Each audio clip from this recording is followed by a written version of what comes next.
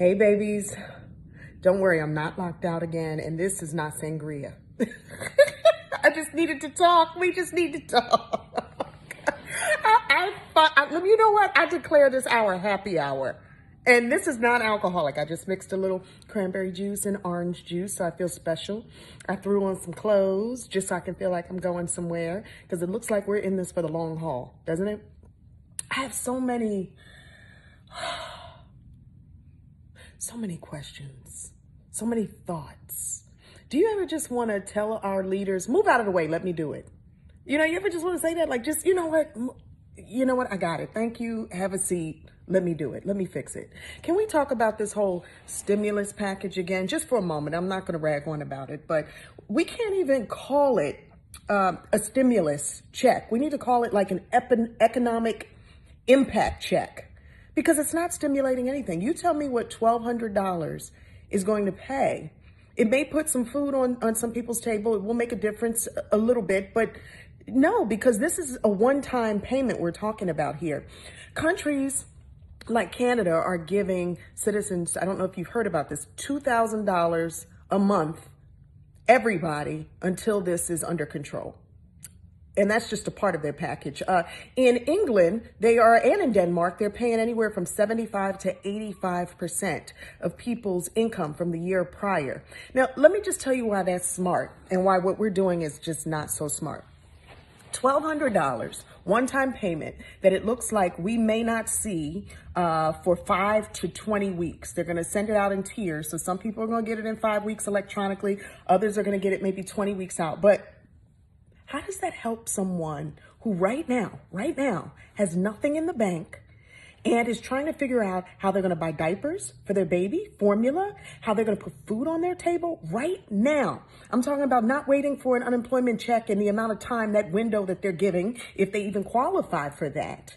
It's leaving so many people, immigrants, people who are here who've been paying into our tax system but do not have a social security number because they said if you don't have a social security number, you ain't get a check.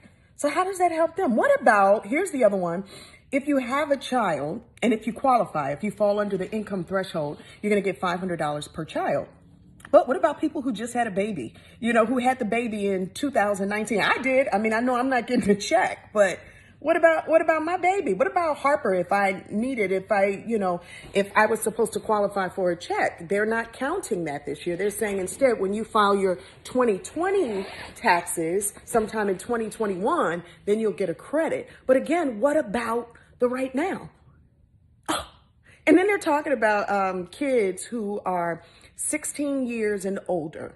You will not get a check for them. So if you've got a bunch of teenagers running around your house, eating you out of house and home right now, they're in all the Oreo cookies. Those are the ones that eat the most, right? You're not getting a check for them.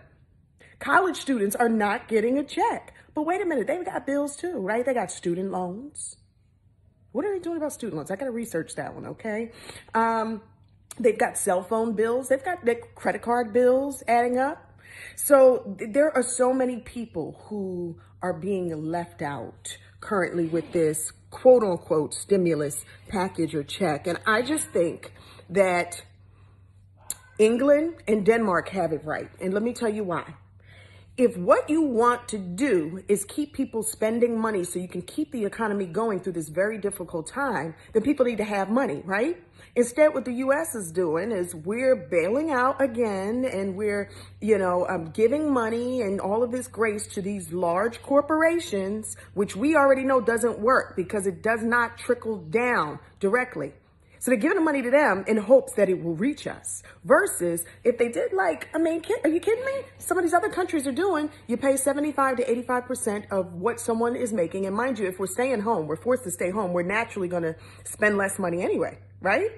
So it'll all equal out. It'll be as if you're getting your regular check. And so if you have money, what are you doing? Especially if you're stuck at home, you're fixing up your house, maybe you're furnishing, you're doing some grocery shopping, you're doing online shopping. So it's keeping the economy going.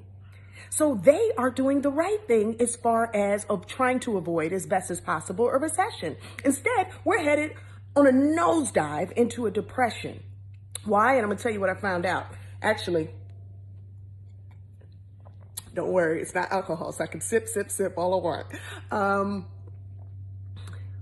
I'm going to save that because I don't want to just rag on, complain. That's just not my style, is to complain about everything. I just feel like, right now, and I'm going to leave this part at this. Right now, what our government should do is at least what Canada's doing, which is give everybody, no matter what your tax filing, how much you earn, no matter if you are here in this country and you paid into this tax system, they should give everyone $2,000 a month and say that rent and mortgage and utilities are frozen right now. Yes, credit card bill, everything. No one can collect anything or send any notices. It's all frozen. Instead, what's happening is, and I don't know if any of you have gotten this, I found this really interesting. Some of the utility companies, they started out trying to do the right thing, but then it's kind of like a backhanded turn, because they're sending out emails saying, our hearts are with you during this COVID crisis. We love you. We're here for you. Call us if you need anything. Here's some resources, right? And then right behind that, tell me if you got it, they're sending emails reminding you when your utilities are due. Hello. Number one, I've never received an email from my utility companies. I don't know if you have, but I've never received an email telling me when my utilities are due. I pay on time, but they've never. Why would I be receiving a reminder now in the middle of this? Basically what they're saying is, we feel for you. That's what the first email says. But the second one is, but we still want our money and it's still due right now. And mind you, everyone is closed. Everybody got the stay-at-home notice. People are working from home at these companies, but you can hardly get anyone on the phone. Yeah, so you can't even get full clarity to find out if there are programs that you qualify for. But hold on, because I'm going to spend tomorrow and a few days next week just calling several companies that I've heard and gotten complaints from my clients who've reached out to me to find out my advice, from family members who've had experiences. I'm going to call and just see what the experience is and find out what programs are available. Does that sound like a plan? And maybe I'll just do like a free Zoom call for everybody next week and we can answer some questions. Well, whew. All right, I've unloaded. I promise no more, because we get enough of that on the news. So, I'll tell you the upside. Let's talk about upsides of stuff. The upside of this whole experience is once I stopped fighting just the force that I could not control, and I said the serenity prayer.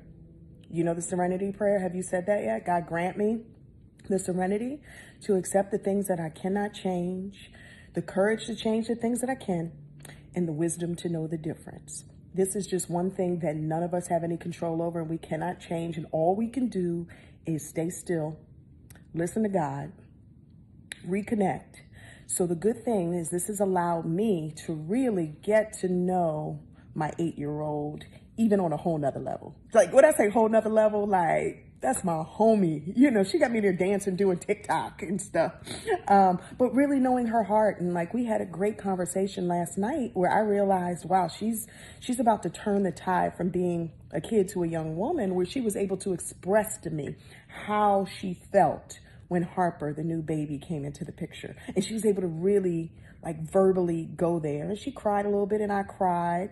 Just, nothing was, but naturally when you have a new baby, there are going to be some feelings. And so she'd held that in. Think about it. Harper is over a year old now. So for her to be able to express that to me verbally, and for me, and I was proud of myself to be quiet and listen, right? Because as a parent, sometimes we're like, what? Would you stop all that whining and cry? No, but we were able to sit down and have like a real conversation. I don't know. I just value that so much. And I don't know that I would have had the time or necessarily that kind of patience to give her the space to just breathe and talk and be. So that was something good that came out of all of this. The other one is that I've been able to cook breakfast for my family every morning. Yeah, like real breakfast. So that's been, good. I just, here's the crisis that I'm trying to figure out, aside from the COVID crisis. Are y'all ready for this? Because you better get ready and figure out how to deal with this one. How do we explain to our children that the Easter Bunny has COVID? How are we going to do this? Because now everybody's got this stay-at-home mandate, which they should have done 2 weeks ago. But did you go shopping for Easter that's coming up next week? Did you get Easter baskets and stuff? Oh my God. I'm going to be downstairs in the middle of the night trying to find last year's Easter baskets and pulling any candy I can out of the closets. Because trust me, That's the one thing the kids are not going to understand. The Easter Bunny is supposed to be magic. How does the Easter Bunny have COVID, Mommy? All right, I got to go. Again, happy hour. That's what I consider this one. Non-alcoholic happy hour. Why? Because we're happy and we are blessed. And you know why we're blessed? Because no matter where we are, guys, we could always be worse off. There are people who left this earth this morning, today. There are people who lost family members in the middle of all this. So if you're here to watch this video, we are blessed no matter what the circumstances. Everything else is material, right? You got your health, and health is wealth. And I love you. Mwah.